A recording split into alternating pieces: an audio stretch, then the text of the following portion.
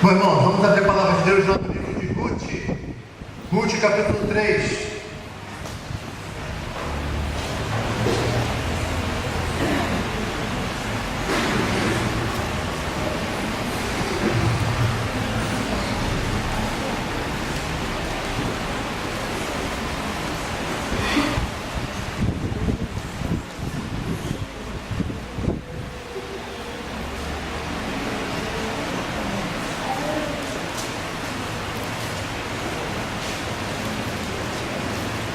Ruth, capítulo 3.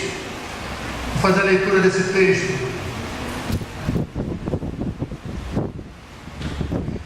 Disse-lhe Noemi, sua sogra: minha filha, não hei eu de buscar-te um lar para que sejas feliz? Ora, pois, não é Boaz na companhia de cujas servas estiveste, um de nossos parentes? Eis que esta noite alimpará a cevada na eira, banha-te e unge-te, e põe os teus melhores vestidos, e desce a eira. Porém, não te deis a conhecer ao homem até que tenha acabado de comer e beber. Quando ele repousar, notarás o lugar em que se deita. Então chegarás e lhe descobrirás os pés e te deitarás. Ele te dirá o que deves fazer. Respondeu-lhe Ruth: tudo quanto me disseres, farei. Então foi para a eira e fez conforme tudo quanto sua sogra lhe havia ordenado. Havendo, pois, Boaz comido e bebido, estando já de coração tanto alegre, veio deitar-se ao pé de um monte de cereais. Então chegou ela de mansinho e lhe descobriu os pés e se deitou. Sucedeu que, pela meia-noite, assustando-se o homem, sentou-se, e eis que uma mulher estava deitada aos seus pés. Disse: quem és tu? Ela respondeu: sou Ruth, sua serva. Estende a tua capa sobre a tua serva, porque tu és resgatador. Disse ele: bendita sejas tu do Senhor, minha filha, melhor fizeste a tua última benevolência do que a primeira. Pois não fostes após jovens, quer pobres, quer ricos. Agora, pois, minha filha, não tenhas receio, tudo quanto disseste eu te farei, pois toda a cidade do meu povo sabe que és mulher virtuosa. Ora, é muito verdade que sou resgatador, mas ainda há outro resgatador, a mais chegado do que eu. Fica-te aqui esta noite, e será que pela manhã, se ele te quiser resgatar, bem está que te resgate. Porém, se não lhe apraz resgatar-te, eu o farei. Tão certo como vive o Senhor, deita-te aqui até amanhã. Ficou-se, pois, deitada a seus pés até pela manhã, e levantou-se antes que pudessem conhecer um ao outro. Porque ele disse: não se saiba que veio mulher a ele. Disse mais: dá-me o manto que tens sobre ti, e segura-o. Ela segurou, e ele lhe encheu com 6 medidas de cevada e lhe pôs às costas. Então entrou ela na cidade. Em chegando à casa de sua sogra, esta lhe disse: como se te passaram as coisas, filha minha?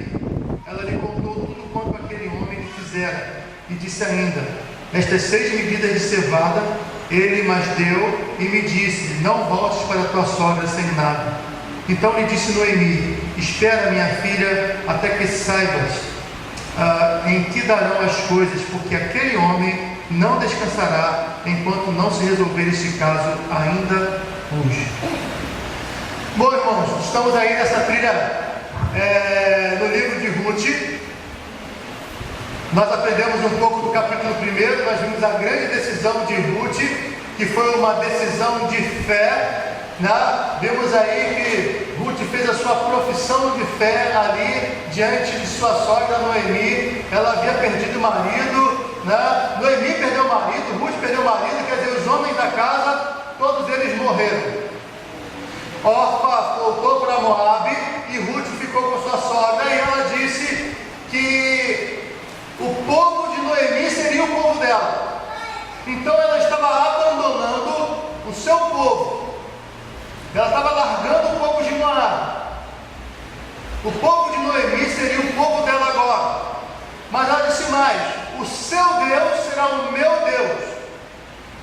Então nós vimos que a decisão dela, embora aparentemente pudesse ser uma decisão duvidosa, foi a decisão mais acertada que ela podia tomar. Orfa tomou uma decisão que parecia acertada, mas a verdade é que ela acabou abandonando a Deus e o convívio do povo de Deus. Orfa voltou para Moab e foi lá para adorar o Deus moabita, que nós vimos lá que era Quemos, e que era um Deus que muitas pessoas sacrificavam seus próprios filhos para aquele Deus. Muito bem, Ruth não fez isso. Ruth tomou uma decisão que parecia errada para as pessoas. Ela vai deixar o povo dela, vai para o povo de Israel, que é um povo que é inimigo praticamente, tem uma história de inimizade com o povo de Moab. Ela vai ser maltratada lá, ela vai estar fora, longe dos parentes, ela não vai conseguir uma família, esposo, etc.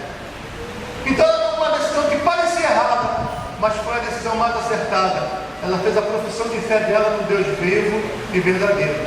E aí nós vimos no capítulo 2 que ela começou a desfrutar dos benefícios da aliança, dos benefícios de se pertencer ao Deus de Israel, de se acolher debaixo das asas de Deus, como disse Boaz a respeito dela: viestes e buscaste acolhida debaixo das asas de Deus. E na verdade está citando o livro de Ezequiel.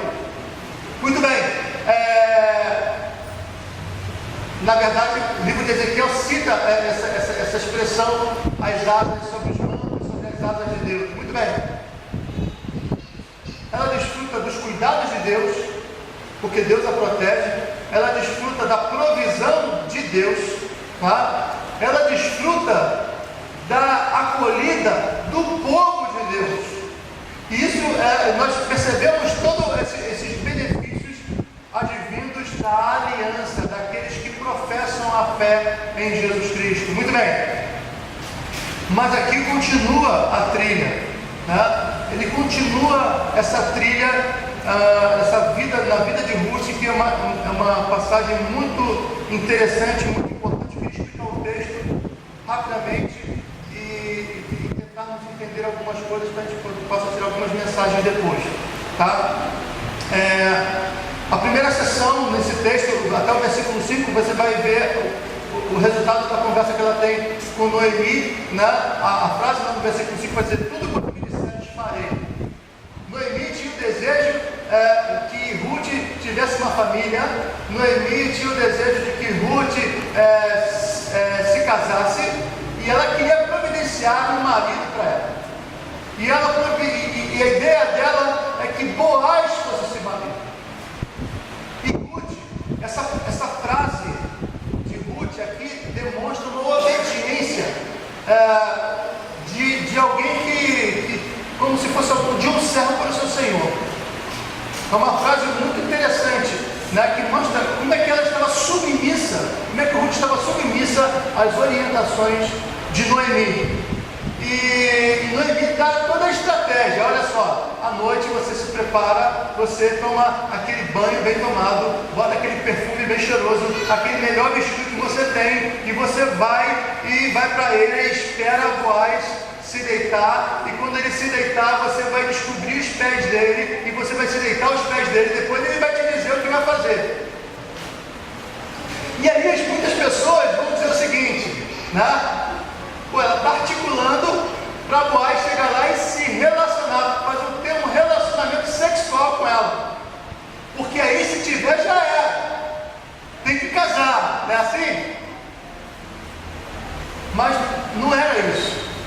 A impressão que dá numa primeira leitura pode ser essa, mas longe disso, nós vamos ver porquê. E ela obedece, ela vai para ele, né? Conforme a sua sogra foi ordenada, vendo o coisado comido e bebido, já estando com o coração já um tanto alegre. De onde vem essa alegria? Não sabe, chapou, ficou feliz, alguma coisa assim, né? Eu sei que era época de festividades, época de colheita, certamente comeu e bebeu, festejou e foi dormir. Buscou um local na eira onde ficavam os grãos da cevada, que eles haviam colhido, ficou lá os grãos, e ele dormiu ali mesmo, deitou perto dos grãos e dormiu ali mesmo. Ela percebeu, viu onde ele dormiu, lá pela meia-noite ela foi, descobrir os pés dele. De descobrir os pés é uma interpretação que não é muito simples. Por que ela descobriu os pés? É para ela mesma aquecer, já que ela dormiu, se deitou aos pés dele? Não, alguns vão dizer que sim, outros vão dizer que numa noite fria você descobre os pés, você vai forçar aquela pessoa a acordar, né? Porque ela vai sentir frio e ela vai acordar. E quando ela acordar, ele vai perceber a presença dela e o diálogo vai acontecer. Foi basicamente o que aconteceu, né? Ela descobre os pés dele e ela deita e fica aos pés e ele acorda. E ele toma um susto. Ele vê que tem alguém lá. Ele não reconhece a pessoa que está lá, sabe que é uma mulher, né? Mas ele não reconhece. Ele pergunta quem é. Ela diz que é Ruth, né? E cobre-me com o teu manto, né? E aí, o que significa isso? O que significa isso? Cobre-me com o teu manto, né? Isso é um texto muito interessante, porque a palavra cobre-me com o teu manto é uma fórmula usada para casamento. Na verdade, quando ela diz cobre-me com um manto, né? Ela está usando uma expressão que era muito comum, né? Até hoje, no povo árabe, quando uma pessoa vai se casar com a outra, né? Ela cobre com um manto, que significa colocar. A palavra manto no hebraico, ela tem o mesmo sentido de asa, né? Então, essa mesma palavra é utilizada para traduzir asa em alguns textos, e a mesma palavra é utilizada para traduzir manto em outros textos. Então, é a mesma expressão que Boaz utilizou no capítulo 2, versículo 2, você vai ver ele falando assim, você é uma mulher virtuosa, né, porque você veio de uma terra estranha buscar refúgio debaixo das asas de Deus. Então, quando ela foi buscar refúgio debaixo das asas de Deus, ela estava buscando de refúgio debaixo do manto de Deus, né? Ezequiel, capítulo 16, versículo 8, vai dizer assim, Deus falando por meio do profeta, né? Passando eu junto de ti, vi-te, e eis que o teu tempo era tempo de amores, estendi sobre ti as abas do meu manto. A mesma expressão, tá ok? Ele vai dizer, essa expressão de Deus, Deus dizendo assim, eu te cobri com o meu manto e casei contigo, dei-te juramento e entrei em aliança contigo, diz o Senhor, e passaste a ser minha. Então, quando Ruth diz para Boaz, me cobre com o teu manto, ela não está pedindo para fazer sexo com ele, não, para deitar ali do ladinho e as coisas acontecerem. Ela está dizendo o seguinte, casa comigo, porque você é resgatador, né? Ela estava querendo mais do que isso. Ela não estava sendo uma pessoa imoral ali. Pô, no meio da noite foi na era, aliás, uma situação complicada, né? No meio da noite, meia-noite, na era, era um local que acontecia coisas imorais mesmo. E ele tem essa preocupação, que depois dessa conversa toda, ele tem uma preocupação que as pessoas não a vejam, para que as pessoas não pensem, né, que ela foi fazer ali, porque muitas pessoas imorais faziam, porque ela não tinha esse propósito. E a prova disso está no texto que se segue, né? Versículo 10, que diz assim, bendita sejas tu do Senhor, minha filha, melhor fizeste na tua última benevolência que a primeira, pois não foste aos pós os jovens, quer pobres, quer ricos. E quero estar dizendo assim, essa palavra benevolência vem do hebraico hesed, que é um amor, um relacionamento que está conectado com o relacionamento que Deus tem com o seu povo com base na aliança. Então esse tipo de amor que faz com que as pessoas, por exemplo, o trato que as pessoas tiveram acolhendo Ruth, cuidando dela, etc. Isso é hesed, porque é um amor baseado na aliança, porque ela agora pertence ao povo de Deus, porque ela abraçou a fé, eu devo tratá-la com esse amor, eu devo tratá-la com essa benevolência, eu devo tratá-la com essa misericórdia.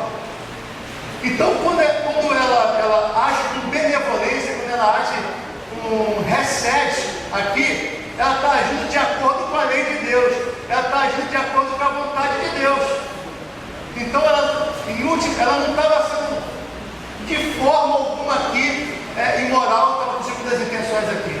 Pelo contrário, ela estava agindo de acordo com a vontade de Deus. Muito bem. O versículo 10 e 11, ele é um texto central aqui em todo esse capítulo. Por quê? Existe uma técnica de literatura, em vários textos, no grego e no hebraico também, em que, diferente de algumas histórias nossas, que a gente, por exemplo, você vê a história vai se desenvolvendo, e a parte mais importante acontece no final, né? Em vários textos da Bíblia não acontece assim. Acontece como as pessoas, numa forma literária chamada quiagem, que é uma forma que faz um centro. Os primeiros versículos têm uma conexão com o último, o que vem depois tem uma conexão com os penúltimos, e a parte mais importante do texto está no centro. É como se fosse uma parábola, assim. O texto começa, aí vem a parte mais importante, aí depois conclui.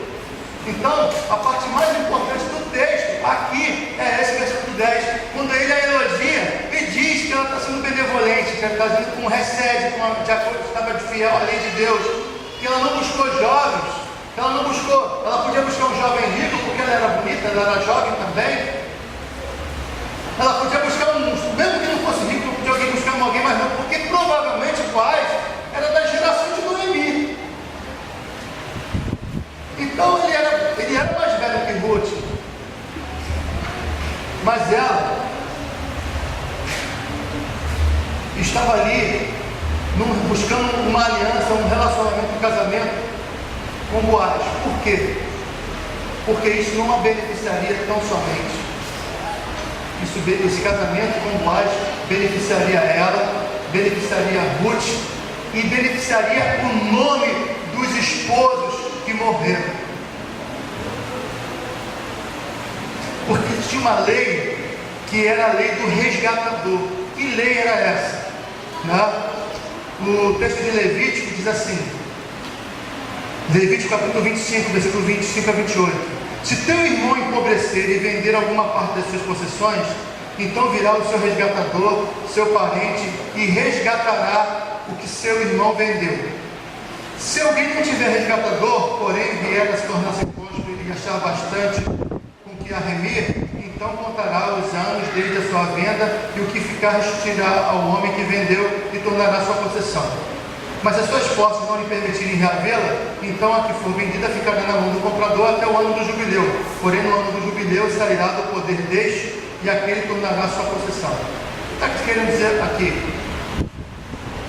que Boaz era esse resgatador, ele era um desses parentes mais próximos. A gente vai ver depois do capítulo 4 que ainda tinha um antes dele, tinha alguém que era mais próximo dele. Por isso ele não pôde dizer para ela: vou casar contigo, vou te resgatar. Ele não pôde fazer isso imediatamente. Ele tinha que resolver essa questão antes, que ele vai resolver no capítulo 4. Então, entendendo esse texto, primeiro ponto aqui é que Ruth não queria apenas um marido, ela queria um resgatador. O que você pode aprender com isso? Ela tinha outras opções. Na vida, nós temos muitas opções. Quando você busca um relacionamento com Deus, principalmente no Brasil, não chove é opção de religião. Existem muitas opções. Existe o espiritismo, existem vários ismos por aí. Muitas opções que parecem interessantes, muitas opções que satisfazem certas necessidades, mas nenhuma delas é completa. Nenhuma delas dá plena liberdade. Apenas Jesus, o nosso resgatador, é que pode dar plena liberdade. Esse é o ponto. Ela podia casar com qualquer jovem, um jovem rico. Ela não fez isso. Ela, buscando na lei de Deus, ela beneficiaria a Noemi, beneficiaria o nome do marido dela falecido, que daria descendência para a família de Noemi. Ela daria descendência, e dessa descendência viria o rei Davi, que seria o ancestral do Messias. Olha só, que a decisão dela influenciou na sua salvação. Isso faz parte da interpretação do Antigo Testamento. Você quer ver a resolução da história, ver onde entra Cristo nessa história, onde que essa descendência vai fazer permanecer a geração que vai dar luz ao Filho de Deus. É isso que está acontecendo aqui. De maneira soberana, Deus está agindo na vida dela. Querido irmão, você que está aqui conosco hoje, talvez você já tenha recebido vários convites de várias religiões diferentes, de várias perspectivas diferentes, e muitas vezes aparentemente muito interessantes, para você ter um relacionamento com Deus, um aparente relacionamento com Deus. Mas apenas Jesus Cristo é como Boaz, né? Na verdade, Boaz aqui é um tipo de Cristo, um símbolo do que Cristo faria. Apenas Boaz poderia casar com Ruth, dar ela uma descendência, dar a descendência a Noemi, estabelecer o nome de Elimeleque, estabelecer o nome de Malom e toda aquela geração, restabelecer todas as posses, tudo aquilo que era de Elimeleque que ele havia vendido. Ele, ao resgatar, ele estaria resgatando todas aquelas posses que seriam para os descendentes de Ruth, no caso Obed, que nasceria depois. Então, não busque qualquer aparente libertador, mas busque aquele que pode trazer de fato o resgate completo, que é Jesus Cristo. Outra coisa é que não foi o vestido novo, o perfume que conquistava Boaz. Deu para perceber isso? Mas foi a virtude dela. Ela foi zero bala, né? Foi nos trinques, tomou o banho caprichado, botou perfume, botou vestido novo e foi, de acordo com as orientações de Noemi.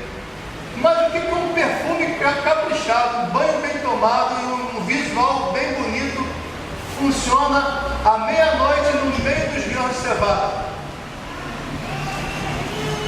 Não foi isso que conquistou Boaz. O que conquistou Boaz foi a justiça, a virtude que havia em Ruth. Mas aí tem um problema com a gente. Tudo bem, a virtude de Ruth fez com que Boaz a amasse. Mas a nossa virtude pode fazer com que Deus nos ame? A nossa justiça pode fazer com que Deus nos ame? Não. As nossas obras não podem fazer com que Deus nos ame. As nossas virtudes, o nosso caráter não pode fazer com que Deus nos ame para nos dar salvação. Não. Nós não entramos em aliança com Deus com as nossas obras. É como se fosse esse perfume, esse vestido, que não funciona na escuridão do nosso pecado. Mas quando você começa a prestar atenção que a nossa justiça, e é preciso ser justo para merecer o dom de Deus, da onde que vem? A justiça de Cristo, diz o apóstolo Paulo lá em Romanos, é imputada em nossas vidas, em nossos corações. A nossa justiça é Cristo.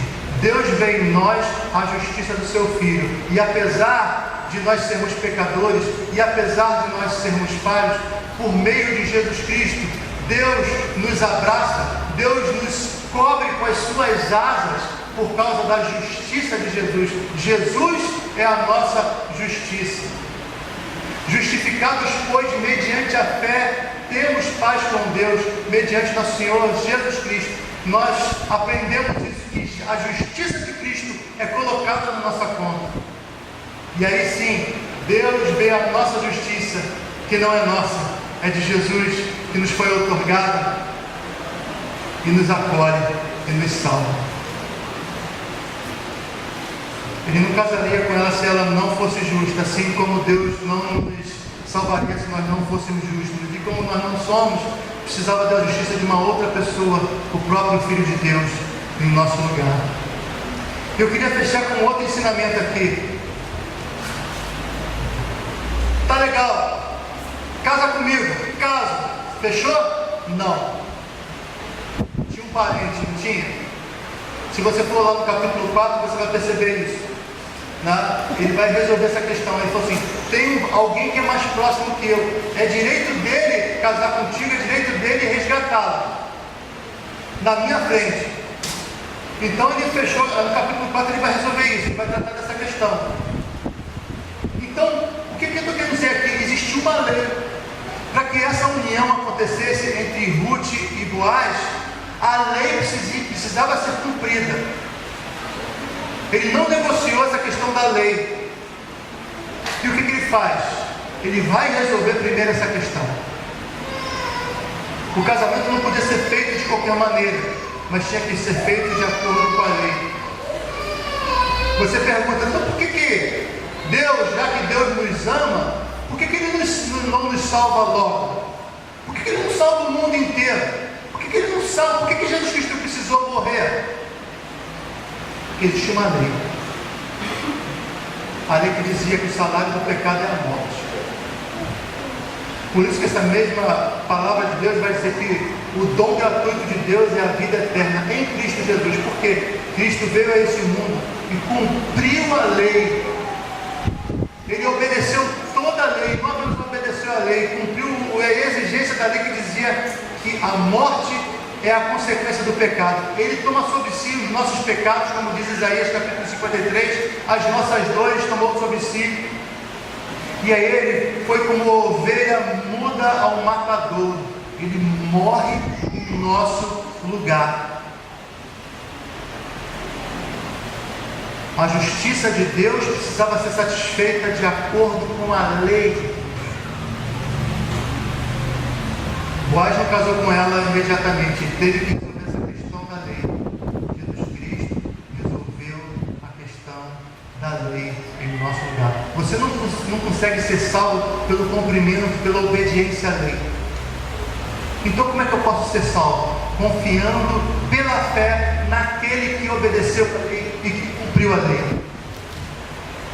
Assim é que nós percebemos que Jesus Cristo, Ele é o nosso resgatador, Ele é o nosso redentor.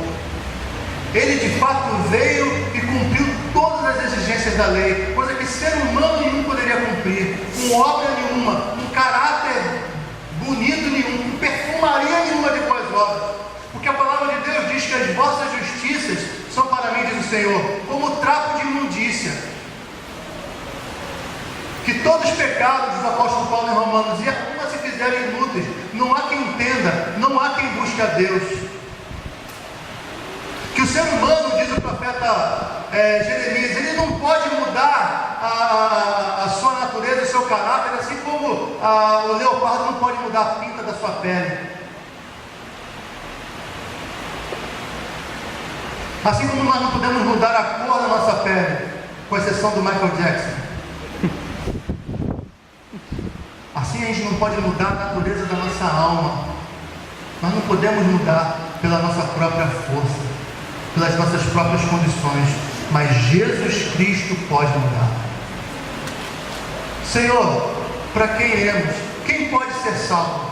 Para o homem é impossível, mas para Deus tudo é possível. Querido irmão, querida irmã, amado visitante, eu quero dizer para você hoje que Jesus Cristo, Ele é o nosso resgatador. Confie em Jesus. Como é que você confia em Jesus? O que Ruth fez? Sentou-se aos pés de Jesus Não foi assim? Por que aquela mulher entrou na casa do fariseu quando Jesus estava lá? O que ela fez? Se prostrou e ungiu os pés de Jesus. Descanse aos pés de Jesus e Ele te dirá o que fazer. Amém? Deus assim nos abençoe.